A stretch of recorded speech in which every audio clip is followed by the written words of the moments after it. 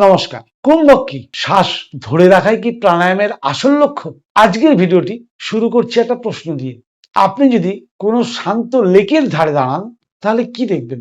যখন বাতাস থাকে জলের উপরে ছোট ছোট ঢেউ ওঠে, কিন্তু যখন বাতাস থেমে যায় তখন জলও স্থির হয়ে যায়। সেই স্থির জলের মধ্যে তখন আকাশের প্রতিচ্ছবি স্পষ্ট দেখা যায়। বন্ধুরা, আজ আমরা এমন একটি বিষয় নিয়ে কথা বলবো যাকে ঘিরে সবচেয়ে বড় ভুল ধারণা আমাদের মধ্যে রয়েছে, সেটা হচ্ছে কুম্ভক। অনেকেই মনে করেন প্রাণায়াম মানে শ্বাস ধরে রাখা, আবার কেউ বলেন যত বেশি সময় শ্বাস ধরে রাখা যাবে তত বড় যোগী হওয়া যাবে। কিন্তু সত্যি কি তাই? আমরা আজ সেই প্রশ্নের উত্তর খুঁজব। গত কয়েকটি পর্বে আমরা কি শিখেছি একটু মনে করি। আমরা শ্বাসকে পর্যবেক্ষণ করতে শিখেছি, উদর শ্বাসকে অনুভব করেছি, পূর্ণ যৌগিক শ্বাসের ধারণা বুঝেছি, শ্বাসের ছন্দ ও ভারসাম্য নিয়ে আলোচনা করেছি। অর্থাৎ আমরা এখনো ভিত্তি তৈরি করছি। আর ঠিক এই জায়গায় এসে অনেক মানুষ একটা ভুল করে বসেন। তারা ভাবেন এবার নিশ্চয়ই শ্বাস আটকে রাখার পালা, কিন্তু যোগশাস্ত্র এত তাড়াহুড়ো শেখায় না। প্রথমে একটি শব্দ বুঝে নিন। কুম্ভ মানে কলস বা ঘট, যে পাত্রের মধ্যে জল ধারণ করা যায়, সেখান থেকে এসেছে কুম্ভক শব্দটি। এটি শুধু শ্বাস আটকে রাখার কৌশলের নাম নয়, এটি ধারণ করার একটা প্রতীকও। কিন্তু এখানে একটি গুরুত্বপূর্ণ বিষয় আছে। প্রথমে কলস প্রস্তুত করতে হয়, ঠিক তেমনি প্রথমে শরীর, তারপর শ্বাস, তারপর মন, সব শেষে আসে কুম্ভকের প্রস্তুতি। এখন একটা বাস্তব প্রশ্ন হলো, আমরা কি প্রতিদিন কখনো শ্বাস ধরে রাখি? হ্যাঁ, ধরি। আপনার অবাক লাগছে? একটু খেয়াল করে দেখুন তো। আপনি যখন খুব মন দিয়ে কোনো সূক্ষ্ম কাজ করেন, কখনো কয়েক মুহূর্তের জন্য শ্বাস থেমে যায় না? আপনি কোনো বিস্ময়কর দৃশ্য দেখলেও এমন হতে পারে। আবার হঠাৎ ভয় পেলেও এক মুহূর্তের জন্য শ্বাস আটকে যায়। অর্থাৎ শ্বাসের ক্ষণিক বিরতি মানুষের জীবনে সম্পূর্ণ অপরিচিত নয়, কিন্তু সেই স্বাভাবিক বিরতি আর অনুশীলনের কুম্ভক এটাও এক জিনিস নয়। যোগশাস্ত্রে সাধারণভাবে কুম্ভকের বিভিন্ন রূপের কথা বলা আছে। কিছু ক্ষেত্রে শ্বাস নেওয়ার পরে বিরতি, কিছু ক্ষেত্রে শ্বাস ছাড়ার পরে বিরতি, আবার উচ্চতর অনুশীলনে স্বতঃস্ফূর্ত স্থিরতারও বর্ণনা করা রয়েছে। কিন্তু এগুলো ধাপে শেখার বিষয়, শুরুতেই নয়। আজকের পৃথিবীতে সামাজিক মাধ্যমে প্রায়ই দেখা যায় 1 মিনিট শ্বাস ধরে রাখুন, 2 মিনিট শ্বাস আটকে রাখুন।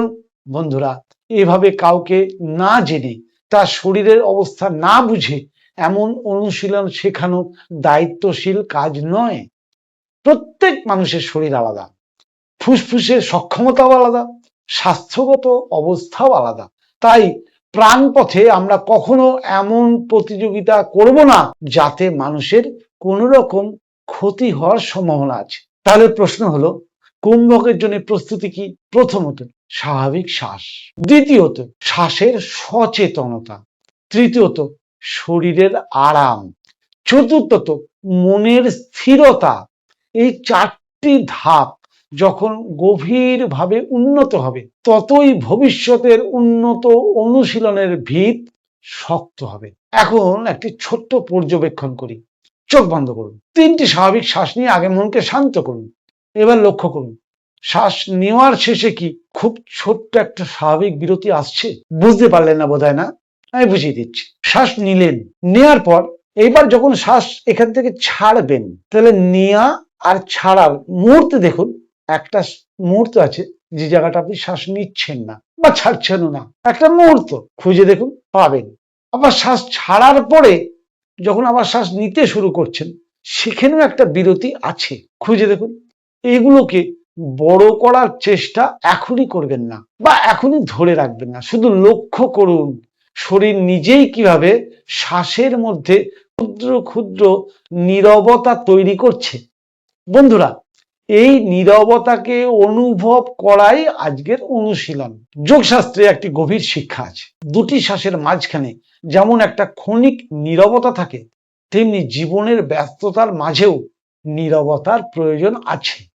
আমরা সারাদিন কাজ করি, কথা বলি, ভাবি, দৌড়াই, কিন্তু থামি কবে? হয়তো কুম্ভকের দর্শন শুধু শ্বাস নয়, জীবনকেও শেখায় কখন থামতে হবে। আজকের বাড়ির কাজ খুব সহজ।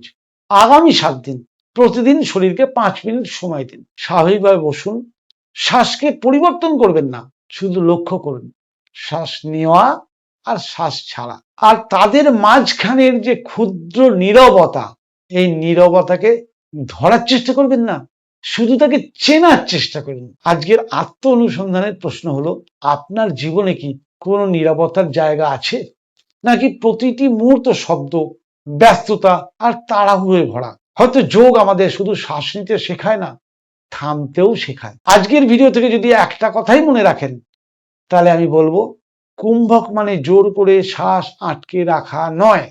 কুম্ভকের পথে প্রথম পদক্ষেপ হলো স্বাভাবিক শ্বাসের মধ্যে থাকা নীরবতাকে চিনে নেওয়া। পরবর্তী পর্বে আমরা এমন একটি বিষয়ে প্রবেশ করব যা ছাড়া কোনো প্রাণায়ামই সম্পূর্ণ হয় না। আসন কেন এত গুরুত্বপূর্ণ, স্থির ও সুখকরভাবে বসতে না পারলে প্রাণায়াম কতটা কঠিন হয়ে যায়, সেখানেই আমরা বুঝব কেন পতঞ্জলি প্রাণায়ামের আগে আসনকে স্থান দিয়েছেন এবং তিনি বলেছেন আসন শুদ্ধি ছাড়া প্রাণায়াম কখনোই সঠিক হয় না, এবং কিভাবে একটি স্থির বসার ভঙ্গি পুরো অনুশীলনকে বদলে দিতে পারে। আজকের ভিডিওটা কেমন লাগলো জানাতে ভুলবেন না। যদি ভালো লেগে থাকে, যারা নতুন দেখলেন, প্রাণপথ চ্যানেলটি সাবস্ক্রাইব করে নিতে পারেন। এরকম আরো ভিডিও সবার আগে আপনার কাছে পৌঁছানোর জন্য অবশ্যই বেল আইকনটি টিপতে ভুলবেন না, আর লাইক করুন। আপনারা দেখছেন কিন্তু লাইক করছেন না। আপনার একটা লাইক আমার জন্য আশীর্বাদের সমান। পরবর্তী ভিডিওতে আবার দেখা হচ্ছে। সেই পর্যন্ত ভালো থাকুন, সচেতন থাকুন, আর আজ থেকে শুধু শ্বাসের শব্দ নয়, শ্বাসের ছন্দ নয়, তার মাঝের নীরবতাকেও শুনতে শিখুন। নমস্কার, আগামী ভিডিওতে আবার দেখা হবে।